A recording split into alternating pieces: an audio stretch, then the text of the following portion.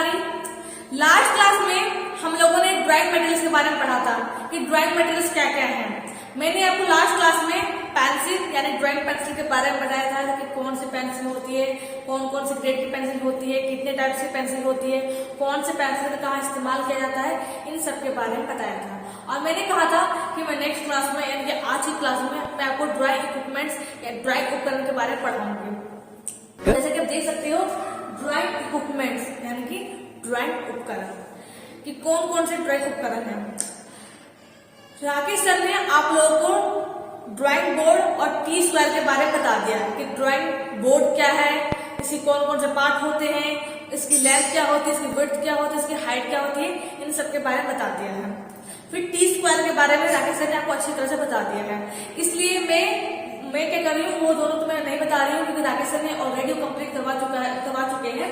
इसलिए मैं यहाँ से स्केल से स्टार्ट करने जा रही हूँ कि स्केल क्या है। बात करते हैं स्केल। स्केल क्या है, पैमाना क्या है। स्केल क्या है, हमारा लंबा चैप्टर है इसलिए इसमें 2 क्लास में लेके चलूंगी। स्केल जो हमारा लंबा चैप्टर है इसलिए मैं इसको 2 पार्ट में डिवाइड कर रही हूँ। आज मैं आपको स्केल बताऊंगी और रिप्रेजेंटेटिव फ्रैक्शन बताऊंगी और अगले क्लास में मैं आपको 3 स्केल के बारे में बताऊंगी। ठीक है, तो स्केल आपने स्केल देखा होगा, बहुत देखा होगा, इस्तेमाल भी किया होगा, बहुत करते हैं ड्राइंग बनाने में, लाइन्स खींचने में, टेबल बनाने में, सब बनाने में लोग स्केल का इस्तेमाल करते हैं। स्केल होती कैसी है? स्केल क्या होती है भाई, रेक्टेंगुलर पार्ट होता है। क्या होता है इसका? रेक्टेंगुलर पार्ट होता है। रेक्टेंगुलर पार्ट होता है, रेक्टेंगुलर शेप में होती है। एक तरफ क्या होती है, ये सेंटीमीटर में और एक तरफ ये इंच में बटी होती है। एक तरफ क्या सेंटीमीटर में और एक तरफ इंच में बटी होती है। सेंटीमीटर की छोटी क्या होती है, मिलीमीटर होती है। सेंटीमीटर की छोटी यूनिट क्या होती है, मिलीमीटर होती है। उसी तरह इंच की छोटी यूनिट क्या होती है, सुत होती है। मैं लिख देती हूँ आपको प्रॉब्लम ना हो। क्या होती है, सुत होती है। सेंटीमीटर की छोटी यूनिट मिलीमीटर होती है और इंच की छोटी यूनिट सुत होती है। तो क्या है हमारा स्केल होता है ना, ये क्या होता है, 2 पार्ट में डिवाइड रहता है। एक तो सेंटीमीटर में बटा रहता है, एक तरफ इंच में बटा रहता है। ये हमारे सेंटीमीटर में स्केल हो गई।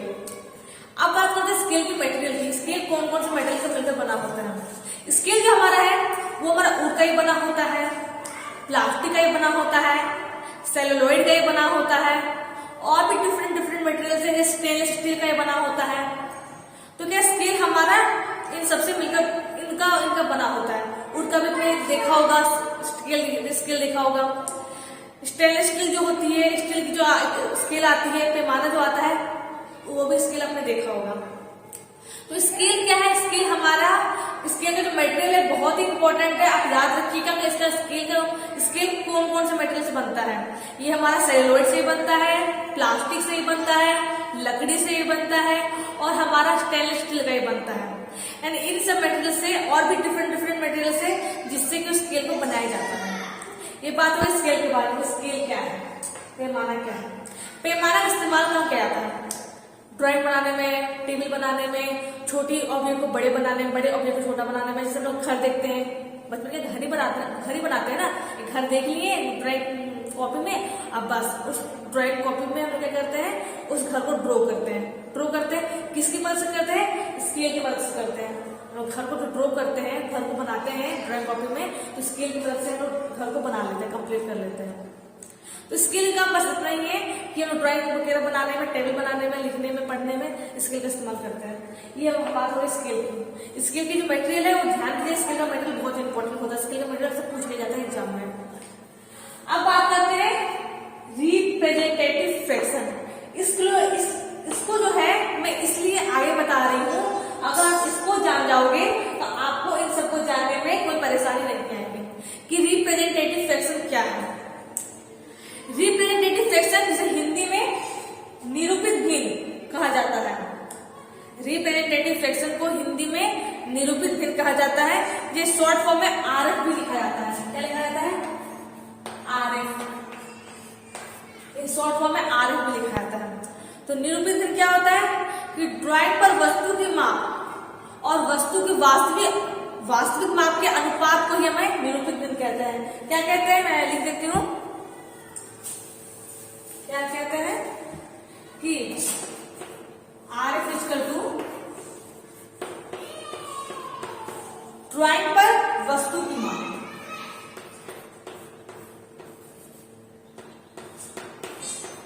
ड्राइंग पर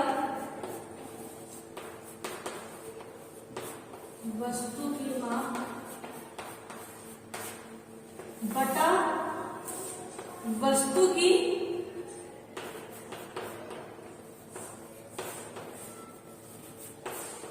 वास्तविक माप।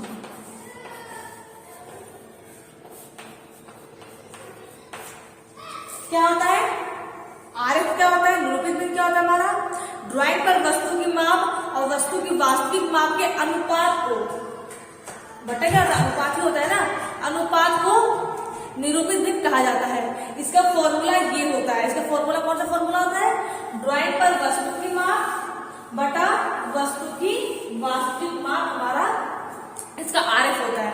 निरूपित भिन्न होता है जिसे इंग्लिश में रिप्रेजेंटेटिव फ्रैक्शन कहा जाता है। जैसे कि एक ऑब्जेक्ट है जो कि 100 मिलीमीटर का है, मैं लिख देती हूँ। मान लो एक ऑब्जेक्ट है, ये ऑब्जेक्ट है, ठीक है, ये हमारा ऑब्जेक्ट है। ऑब्जेक्ट की एक्चुअल लेंथ कितनी है, एक्चुअल लेंथ है कि इसमें वास्तविक माप उसका कितना है, एक्चुअल लेंथ 100 मिलीमीटर। ऑब्जेक्ट की एक्चुअल लेंथ 100 मिलीमीटर है। मैंने आपको बोला कि आप 100 मिलीमीटर मत बनाओ, इसे कम में बनाओ। आप इसे अब ड्राइंग लेंथ, ड्राइंग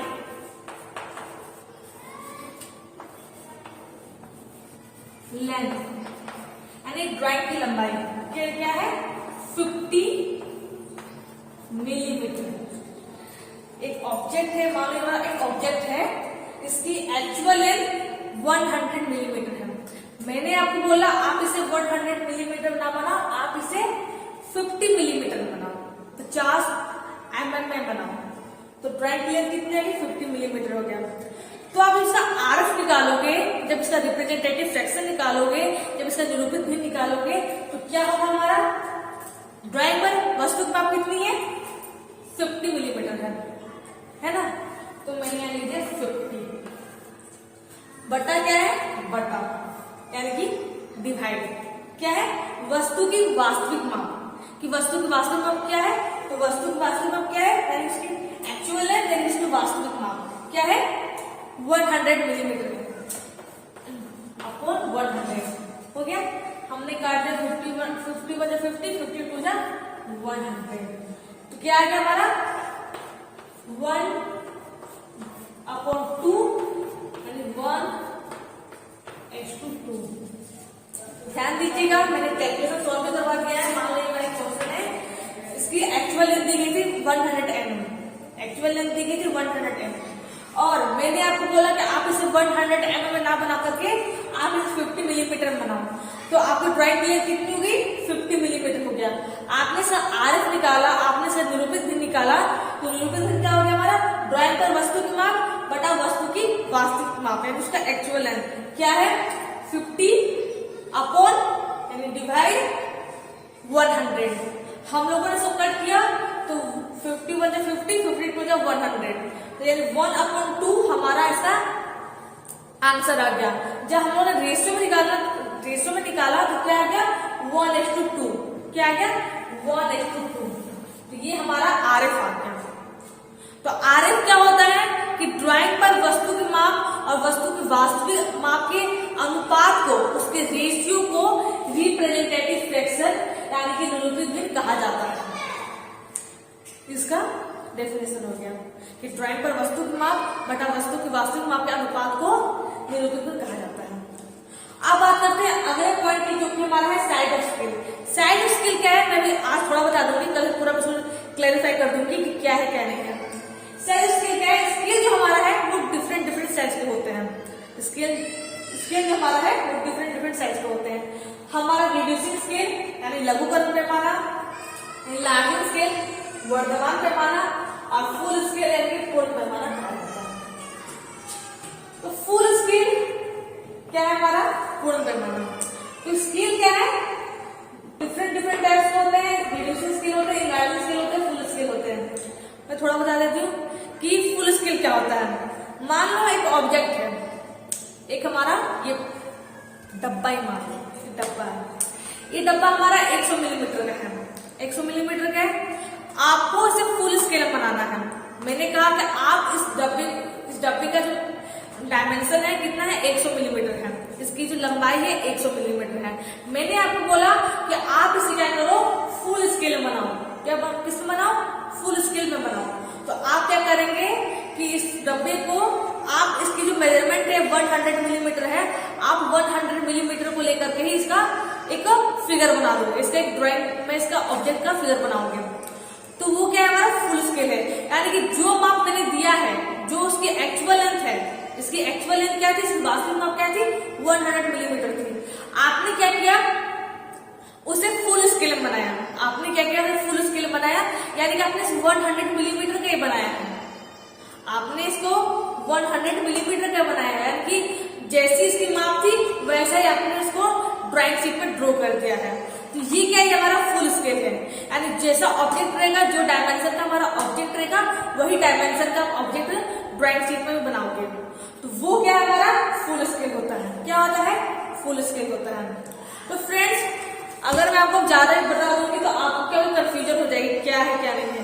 इसलिए क्या है कि मैं रिड्यूसिंग स्केल क्या करूंगी, और इंक्लाइनिंग स्केल और फुल स्केल मैं आपको नेक्स्ट क्लास में बताऊंगी। आज के कैलकुलेशन को सॉल्व करवाऊंगी, इसे कैलकुलेशन क्या क्या होते हैं।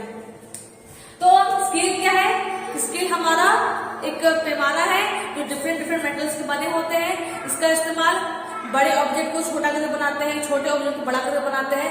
इन सब में इसका इस्तेमाल करते हैं, पैमाने का इस्तेमाल करते हैं, ड्राइंग वगैरह बनाने में पैमाने का इस्तेमाल करते हैं।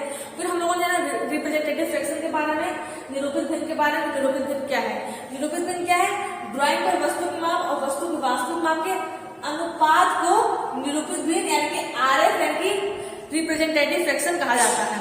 ये इसका फॉर्मूला हो गया है। इसका फॉर्मूला बहुत इंपॉर्टेंट है, आपसे पूछ लिया जाएगा कि इसका फॉर्मूला क्या होता है। इसका फॉर्मूला ये होता है, आपको इन सबका ध्यान देना होगा। तो फ्रेंड्स, ये जो है, ये 3 जो है स्केल है, मैं कल बताऊंगी आपके लिए, आपको कल बताऊंगी। आज के लिए बस इतना ही। Thank you.